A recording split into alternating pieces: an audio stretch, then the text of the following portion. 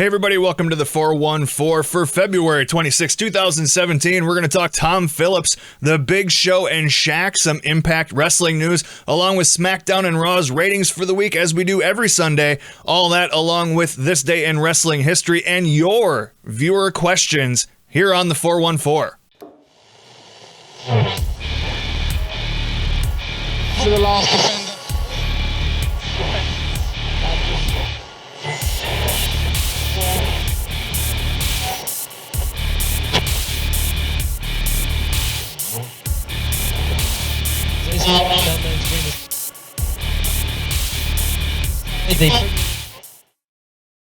All right, hey everybody, welcome back to the 414. I am your host, Rusty, and just like we did last time on Friday, we're going to start off with your viewer questions, and if you have a viewer question for me, you can either call the number that is on your screen right now, or if you're a U.S. resident, it is 414-436-9686, or you can head over to AskFM/The414Show. Link is in the description of the video down below, and that is where we get today's viewer question from, and that question is, when Randy Orton turns on Bray Wyatt, will Bray Wyatt go babyface, or will Randy Orton be the babyface?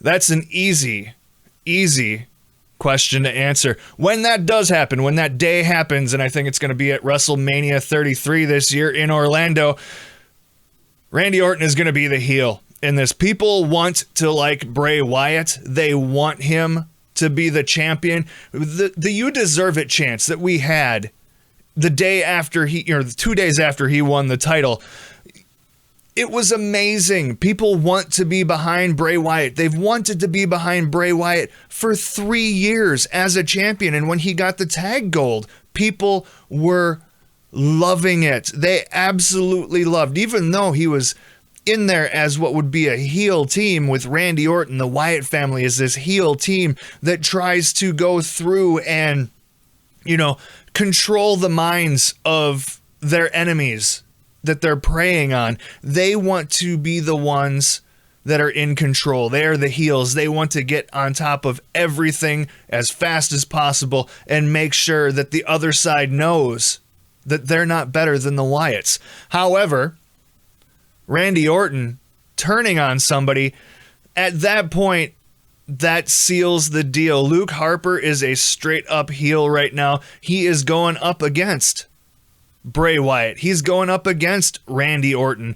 He is doing some dastardly things, interfering in matches, making sure that it's a very hard time for Randy and Bray right now. And I think when Eric Rowan comes back, I think we're going to see Randy going out there with Eric Rowan and Luke Harper and starting a brand new stable themselves in sort of a Wyatt family fashion.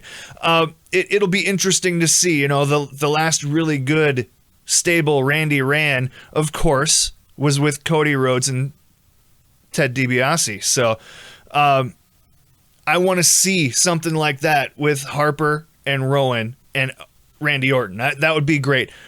Keep Bray Wyatt as your champion. So I see Bray being the face coming out of things. I see Orton being the heel going into things. And that is what we've got for viewer questions today. As I said before, if you want your question here on the show answered for everybody, you can go to AskFM/The414Show. The link is in the description down below. Or you can call 414-436-9686. I will play your question live right here on the show. But let's get into the story of the day here.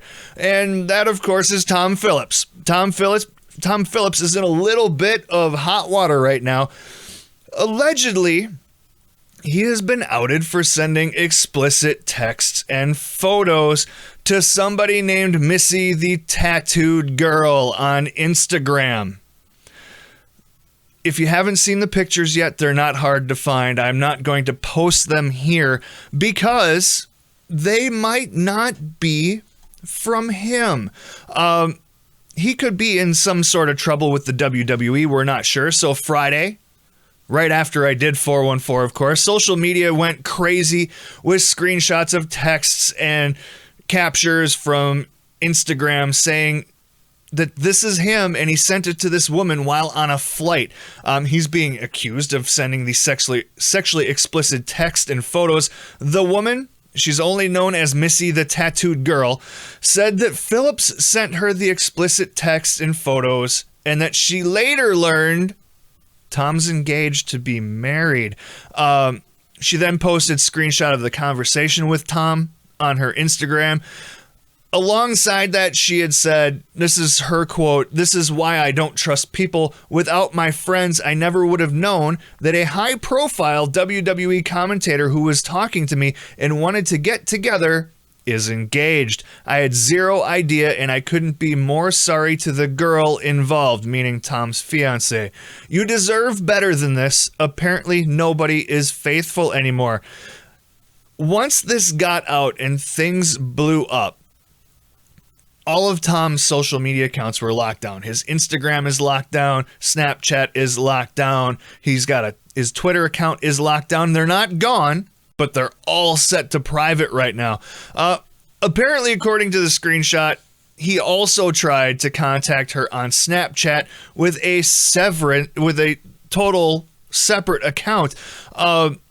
The woman, Missy the Tattoo Girl, has also set her Instagram account to private as well, and there hasn't been any further comment. Phillips and WWE haven't commented on anything either, but the last screen grab that was out from Missy the Tattooed Girl said, "He told me why he's private. The WWE came down on him for sending lewd photos to me in DMs and on his company phone. His Twitter, everything is now private, so he made a secret Snapchat yesterday to talk to me on. He asked me on a date last night to see if we were bigger on Snapchat. Then I did my research and found out he's engaged. He even texted me the day he made his engagement video."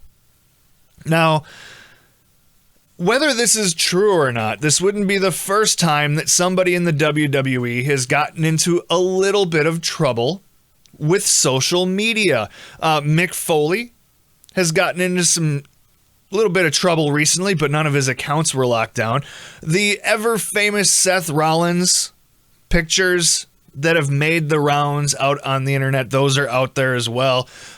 This isn't the first time, but this is the first time that I can tell that someone's accounts went into full lockdown. And usually when something like that happens, not only his accounts, but the girl's account as well is in full lockdown, tells me one of two things. Tom's guilty, and the girl is getting a lot of flack from the WWE community. Personally, I don't care what he does outside of his commentating and his backstage segments and things like that. That's his business. The WWE, I'm sure, has a code of conduct policy, and they're looking into everything right now. So we'll have to see come Tuesday if Tom Phillips is going to be on the air with us on SmackDown. You can probably bet that if he is, Mauro Ranallo and JBL are probably going to have a few good digs on Tom Phillips throughout the night. Ever since JBL tripped on a cord or tripped on nothing really, on the way down to the ring and tripped on a cord heading in to save the king after he got kicked in the chest, you can sure bet that after getting digs about that for a couple of weeks, that he's going to get his own from JBL and Mauro Ranallo. We'll have to see Tuesday. But let's move on to some WrestleMania news, and it looks like, from what we can tell, Shaq is trying to back out of his WrestleMania match.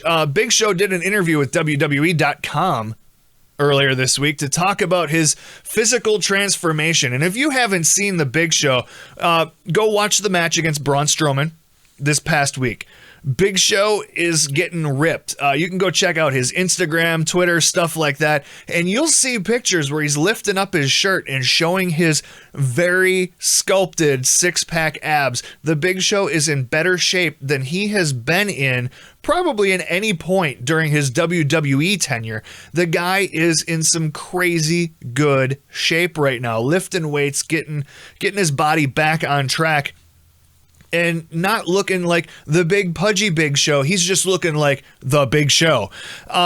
did a big interview talking about his physical transformation, WrestleMania, and a lot of other topics, and talked about how his time off that he had off of television helped him reevaluate his future and what he wanted to do, and got a lot of help from a personal trainer to get him back in great shape.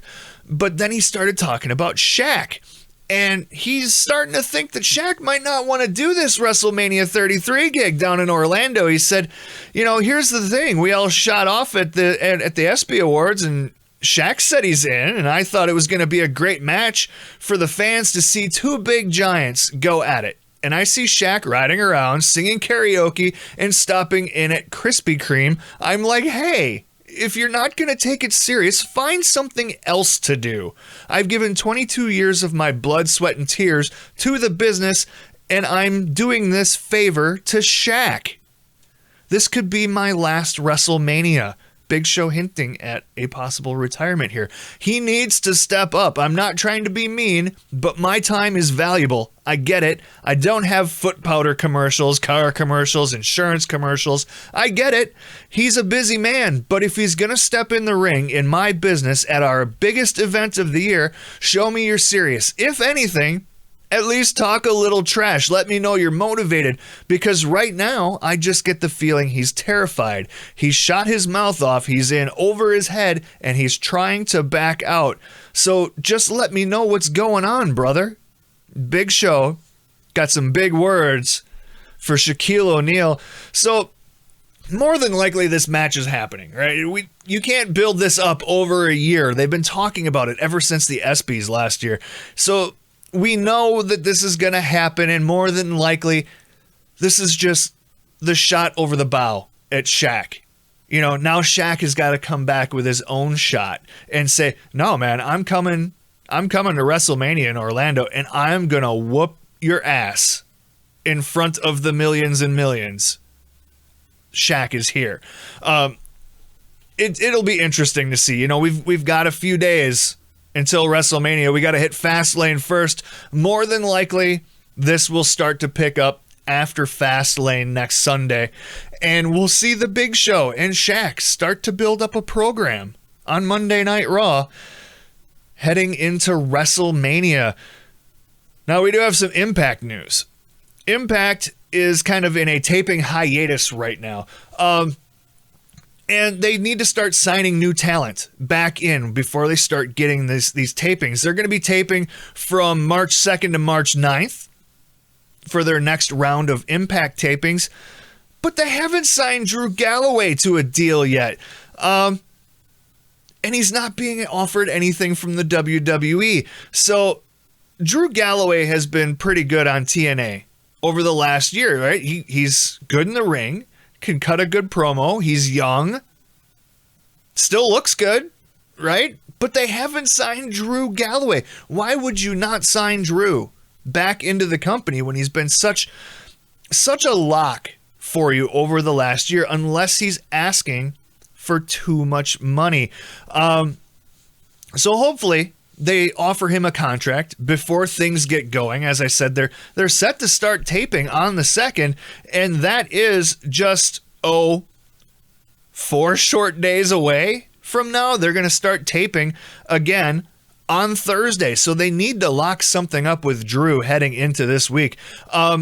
So he's getting bookings outside of Impact on the independent scene, so that's good.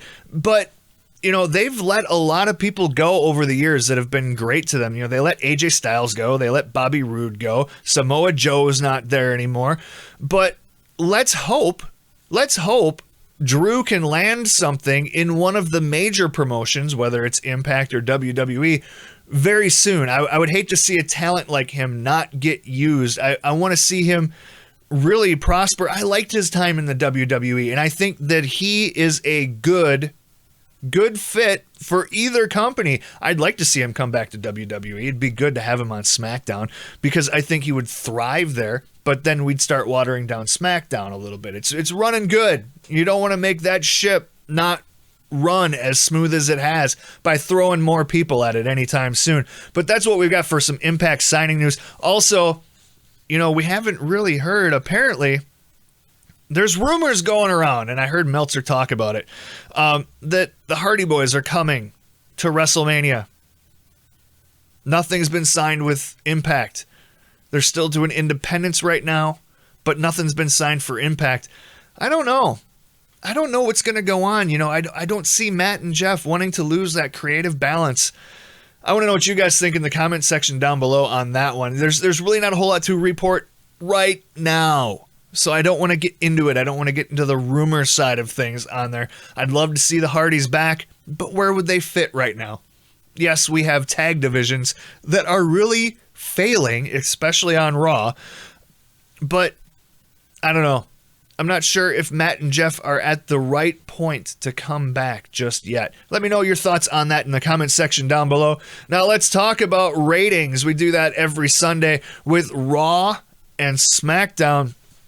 SmackDown went up over this last week. So did Raw. Raw had a big jump. Last week they were at 3.073 million viewers. That was the week of Valentine's Day. And then just this past Monday, they went up to 3.2 million viewers. That's a pretty decent jump going on there, but not the biggest they've had this year. The biggest Raw's had this year was the last week of January when they had 3.6 million viewers going there. SmackDown, however, this is their second biggest audience of the year right now, and their third biggest since going all the way to the brand split. So we go back there. They had 2.79 million viewers for SmackDown last week, a jump up from the 2.62 million viewers the week before. The only week that's topped out on that so far was that final week, right after Rumble. 2.81 million viewers was the top for SmackDown. And gotta love it. You gotta love what's going on with SmackDown. They are continually making their program better. A lot of people wanted to see what was going to happen, who's going to face Bray Wyatt at WrestleMania, and then of course, cliffhanger. We don't know. We got to wait till this week, so hopefully that makes things a lot better with the AJ Styles and the Luke Harper match going in. But there's a lot of stuff going on. There was no competition from any sports outlet this week. NBA was on All-Star break, so we didn't have to worry about that. Major networks, of course, it's February sweeps, so you have to worry about that. A lot of first-run programming, but nothing real big. But things are looking up going into WrestleMania season, and hopefully this week, as we start moving forward and start building storylines, and we find out, who the American Alpha are going to face, who Alexa Bliss is going to face, what we're going to have going on with the WWE title, what we've got with the Intercontinental title, that will all start getting brought into fruition this week and going forward, and the feuds are going to get better and better and better going on. And that is your ratings for the week. Now, as always, we do talk about it this time, this day in wrestling history, and there's only a couple things of note, and that would be 20 years ago today. At a Monday Night Raw taping in Berlin, Germany, you can go find that on the WWE Network, the British Bulldog defeated Owen Hart to become the first ever WWF European Champion. We didn't really get a long time with the European Championship. It was abandoned in April of 1999 for a while. Shane McMahon retired it. He was the undefeated WWF European Champion. But then they retired it for good in 2002 when they unified it with the Intercontinental Championship. 27 men held the European title, with only 6 of them. We've got the British Bulldog, Triple H, Eddie Guerrero, X-Pac. Those guys all had it twice. William Regal and D'Lo Brown each had it 4 times. Those are the only people that held it more than once. And the British Bulldog's first run with the belt was the longest in the title's history at 206 days. Pretty crazy. That's, it's funny how you get a new title and it happens to be the first run is the longest run women's title. Kind of crazy how that all happens. Now, let's move on. We're going to talk about 7 years ago today, and I happen to call this, this day itself, February 26th, and I've mentioned it before that usually going into WrestleMania season, you get some house cleaning, and 7 years ago was no different. WWE got rid of quite a few people on that day. Charlie Haas, Gregory Helms, Paul Burchill, Scott Armstrong, and Maria Kanellis all went bye-bye 7 years ago today. Scott Armstrong did come back in a year later, does a lot of backstage work and comes in as the dirty referee every once in a while for the WWE. But we are in that time frame where house cleaning starts to happen within the WWE. They start trimming the roster going into WrestleMania season. Will that happen this year? I don't think so, because we've got a brand split here now in the WWE, and they need as much talent as possible going into WrestleMania. So that is my thought on what's going on there. That is all we've got. 20 minutes, not bad, guys. That is all we've got for the 414 here today. As always, if you have a question for the program, call in to 414-436-9686 or head over to AskFM/the414 show. Link is in the description down below. And if you haven't done so yet, unfortunately today, I had to do some work last night, so I couldn't get this recorded until now. But normally every Wednesday, Friday, and Sunday, this show is ready for all Patreon subscribers as well, much earlier than it is for everybody else. Normally goes live at 12 noon Central, 1 p.m. Eastern. Patreon guys, you get it first. And if you haven't done so, on your way out, hit that like button. Don't forget to subscribe. And until next time, this is Rusty. I'm out. To the last defender.